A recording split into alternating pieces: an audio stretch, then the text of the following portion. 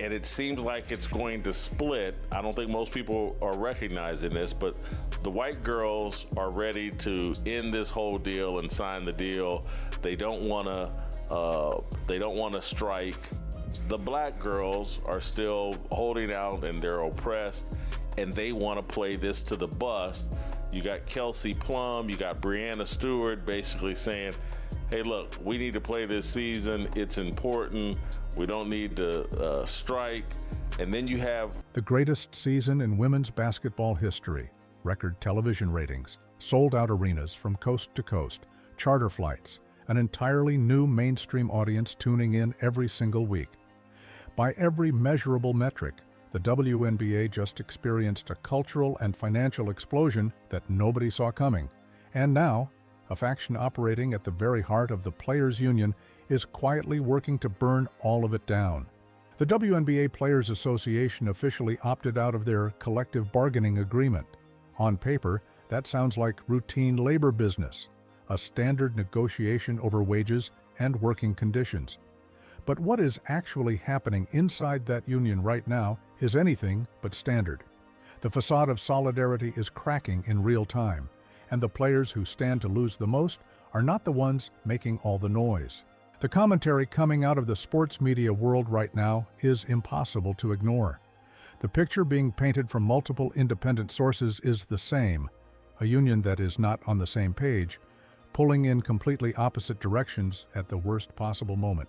Before we go any deeper, if you have been watching this situation develop and you know the mainstream sports media is only giving you half the story, hit that like button right now.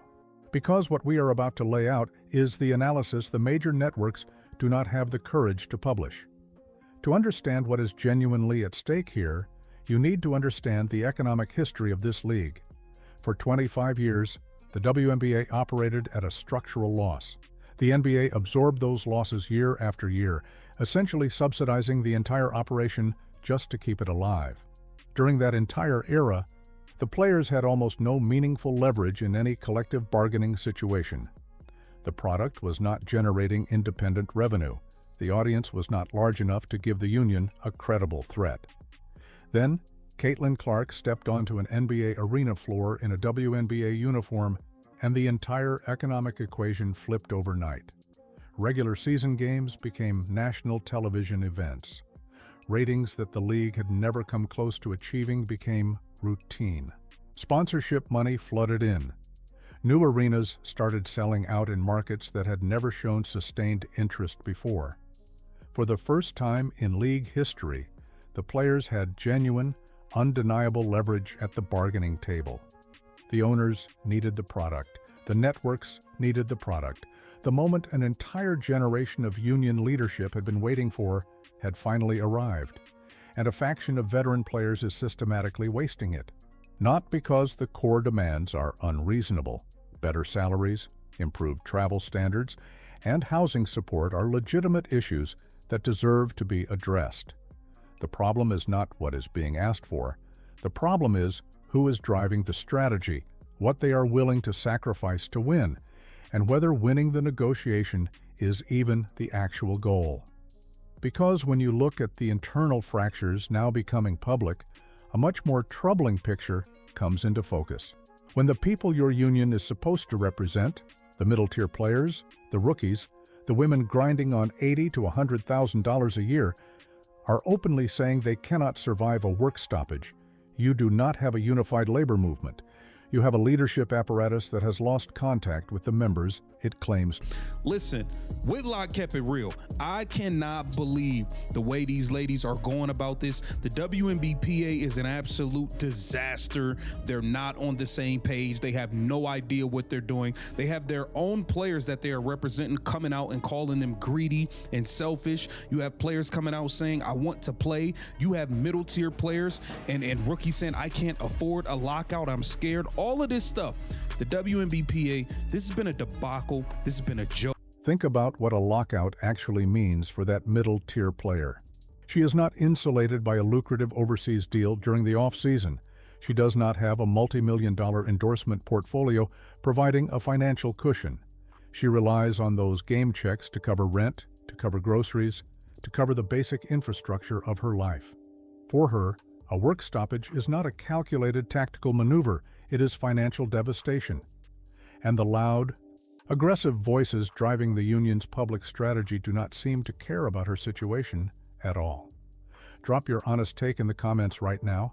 Do you believe the veterans leading this union are fighting for every player in the league? Or are they fighting for something else entirely? Because the deeper you dig into this situation, the harder that question becomes to answer charitably. The leverage that exists today has one origin. Everybody in professional sports knows it. The television networks did not double their rights fees because of a new marketing campaign. The casual American sports fan did not suddenly discover women's basketball because of a rebrand. Caitlin Clark walked into this league as a 22-year-old rookie and did something that decades of WNBA marketing budgets could not. She made people who had never watched a women's basketball game care deeply about the outcome. She put this league on the main stage of American sports culture. She delivered the audience, she delivered the revenue, she delivered the leverage that the Players Association is now threatening to weaponize.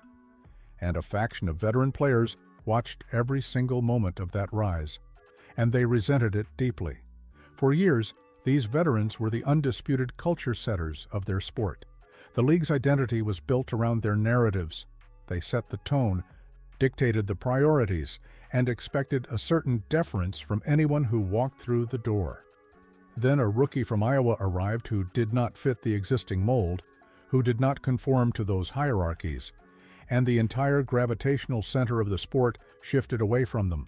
The attention shifted, the endorsement conversation shifted, the cultural spotlight shifted. That shift created a wound that has never healed, and now it is driving decisions that could cost the entire league its future. To have happen. Are still not making enough. That middleman potentially still not making enough for housing to also be taken off of the table. You all know this New York market. that $200,000 jump that players are going to make, that's before taxes, that's before what they would have to pay for a potential. I think there's a lot more that we. When a professional athlete goes on camera and argues that a $200,000 salary increase is insufficient because of tax obligations and housing costs, in a league where the average American household earns roughly $75,000 per year, that player is not building public sympathy. She is destroying it. That is the moment you lose the fans who just found you. That is the moment the casual viewer who started watching because of Caitlin Clark decides this league does not deserve her loyalty. And without those new fans, none of the revenue projections that justify this negotiation exist. Real quick, if this kind of deep structural analysis is why you keep coming back, consider joining the channel as a member. Your support is exactly what makes it possible for us to keep covering the stories the mainstream sports media refuses to touch. Here is where this story becomes genuinely alarming. The veteran leaders pushing this strike threat are not operating without information. They have agents, they have financial advisors, and legal counsel. They have full access to the economic projections showing what a work stoppage would do to the league's television relationships, its sponsorship pipeline, and its still fragile mainstream foothold. They know what they are risking, which forces a question that nobody in corporate sports media wants to ask out loud. What if disrupting the league's momentum is not an unintended consequence of the strike push? What if it is the point? The theory gaining traction among serious analysts is this: forcing a work stoppage at this specific moment would halt the Caitlin Clark era in its tracks. It would reassert veteran control over the league's narrative at exactly the moment that control was slipping away permanently and irreversibly. It is not a miscalculation. It is a calculated power move disguised as a labor negotiation. If that theory is accurate, the collateral damage extends far beyond the players themselves. Middle-tier players lose their income for a full season. Arena staff and game day workers across the country lose their shifts. Television networks that invested heavily in this league are left with dead air. And the new audience that the WNBA spent 25 years failing to build and one season actually capturing walks away. And audiences that walk away from a product mid-crisis do not typically come back. The fans are the only meaningful check on this situation. You filled those arenas. You pushed those ratings to historic levels. You are the reason this negotiation matters at all. The CBA deadline is approaching fast, and the next moves will determine whether the WNBA builds on the most important season in its history, or whether the people who resented that season are allowed to erase it. Subscribe and hit that notification bell right now, because we are not done tracking this story. The pressure is building behind the scenes, and when the next major development breaks, you need to be here for it. Stay sharp. We will see you in the next one.